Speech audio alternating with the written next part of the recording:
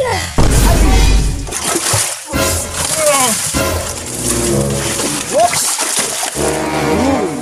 So yun guys, pag nag-alaga po kayo ng hammerhead shark, alam niyo na.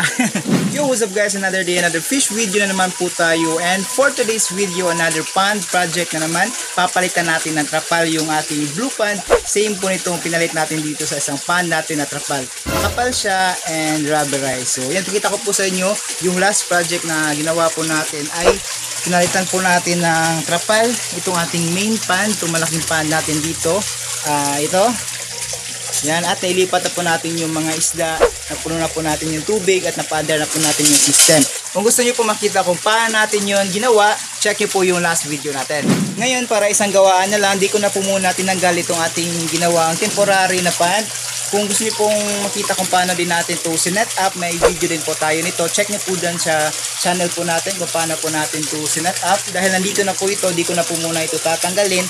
At gagamitin ko na po muna na paglipatan din itong mga isda natin dito. Di pa naman sira itong pan natin na to, pero para isang gawaan na lang, papalitan natin siya ng trapal na same na materials po ng trapal na ginamit po natin dito. So ngayon, para magawa po natin yun, kailangan po muna natin ilipat yung mga isda dito papunta dito sa ating temporary pan para magawa po natin itong pan po natin na to.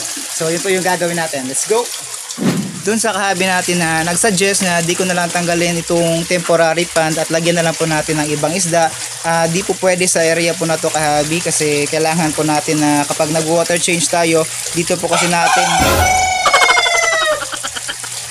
natin nilalagay yung mga drum at para makapaglinis din po tayo ng maayos dyan sa filtration natin. So siguro sa ibang area na lang po natin gagawin po yung sinuggest po ninyo. Tinanggal na po natin yung harang po sa taas. Medyo mainit nga din po ngayon pero goods pa naman yung mga alagang isda natin. So ayun, nilinis ko na po muna dito yung dating tubig na pinaglipatan po natin itong mga isda po natin. Kaya yan, malinis na po siya at yung ilalagay po natin dito na tubig ay yung galing naman po dito sa pond po natin na yan. Lalagay po natin dito, gagamit po tayo nung pump, tapos ililipat po natin yung mga alagang isda natin dito papunta dyan sa temporary pond. So let's go! No. Habang kinakabitan natin ng pump, shoutout po muna tayo. Shoutout sa iyo Oshua, Boy Pianar from Bugo City, Cebu, Freddy from Bayog, Zamboanga del Sur, Roldan Arenzul from Marbel, at Herman Miller from Navota City, Manila. Shoutout po sa inyo lahat mga kahabi. So ito, napandala po natin yung ating pump. Paantayin na po natin to na medyo tumaas po yung tubig para mailipat po natin yung mga isda.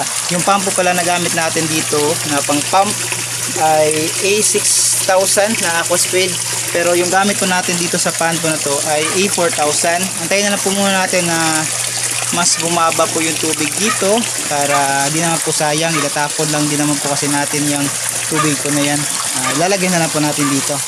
Yung mga isda po pala na nandito sa pond po na to ay 5 showbone, tapos 5 koi, at saka 2 hammerhead na isang albino at saka isang black na hammerhead. So ito, tapos na po tayo mag-pump ng tubig at ito yung mga isda po natin dito. Unahin po muna natin itong mga maliliit, itong mga showbone. Yan po yung mukha ng albino natin na hammerhead. Ito po yung black. Ayan. Gagamit pa tayo nitong net para mahuli po muna yung mga showbone, tapos mamaya pag itong mga hammerhead na papatulong po tayo. So ito, ayan, isang scoop, 3 agad. Yan po yung mga showbone natin. Tayo na rin po yung nag-breed po nito, mga showbone po natin na to. Oops. Yan. Hindi na po natin kailangan na acclimate kasi galing din po yung tubig nila doon sa pond. Yan. Itong showbone po na to, akala ko mamamatay na to. Kinain po kasi nila yung buntot. Napakahaba po ng buntot na yan. Mabuti na lang, napaka-survivor po nitong showbone po natin na to. Yan. Kung may maliit na po kayo na space dyan sa bahay po ninyo, pwede po kayong mag-showbone. Mukha din naman siyang mga koi, pero di siya gaanong lumalaki. Tapos ito isa. Kagandahan po kasi dito sa mga showbone guys, maganda din po siyang tignan kasi mahaba din po, may mga mahaba din po yung buntot. Ayan. So yung mga parents po talaga nito wala na. Ito yung mga natira na lang sa na-breed din po natin ng mga Showbone. So ito 5 po sila dito. 5 na lang po yung natira. Tapos ngayon kaya pa ata. Itong maliit na koi.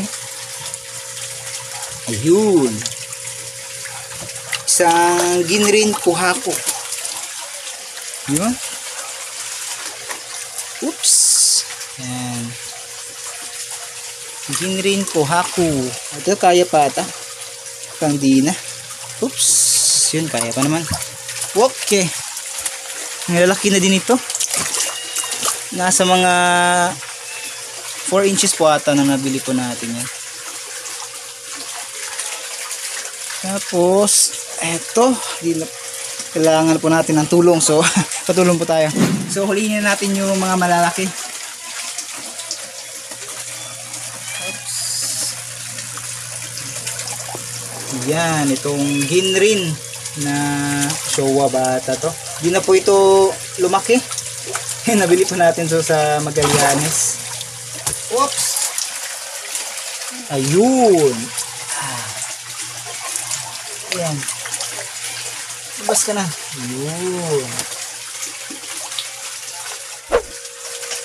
Medyo din sa kasya talaga dito. Whoops. Yun.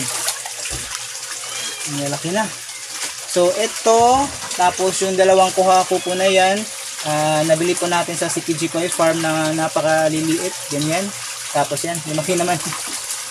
Tapos itong malaking, kaya pa to.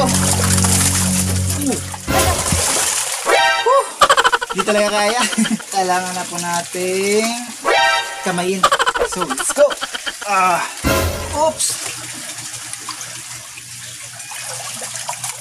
Kamayin na.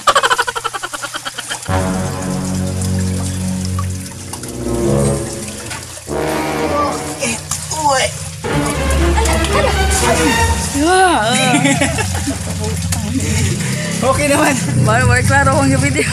Okay naman yung isda natin guys. Di naman siya sumabit. So yung pinakamahirap na itong dalawang hammerhead. Baka ito tumalo na to. Okay rabi kayo. Kulba.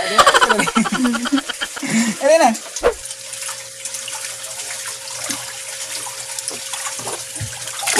Kung anak ka, mag-unitan mo. Di man lagi. So yun guys, sinry po natin na dakmain sa kamay po natin pero di na talaga kaya kasi sobrang laki na po nitong hammerhead natin. Buti na lang, nakita pa po natin itong net natin dito. Kahit sira na po siya pero kaya pa ito. So subukan natin. Okay, let's relax na siya. Yung pag ano lang yan, yung mahirap. Pero pag na ano mo na okay na siya. Yung isa naman, ito, ang laki na pala talaga niya. 3, 2, 1, go! Okay. Whoops! Ang laki na itong shark natin, guys. Yun! So, yun guys, pag nag-alaga po kayo ng hammerhead shark, alam niyo na. Yan, mahirap yung paglilipat po sa kanila. Pero goods naman, safe naman po silang lahat. Safe naman lahat. Wala namang sugat. Yan. Goods pa naman po itong pan po natin na to guys. Itong pan liner na to, itong laminated sack. Maganda po yung pagka-frame po ninyo. Maglalast po talaga siya ng mas matagal. Tapos ka nalagyan ng temporary filter. Itong ating temporary pan naman dito para may filtration naman po itong setup po natin na to. At dyan ko na lang po muna nilagay sa dulo para makagalaw po tayo pag nagpalit na po tayo ng trapal dito sa pan po na to. Meron po pala tayo ditong lava rock, dagdag na filtration.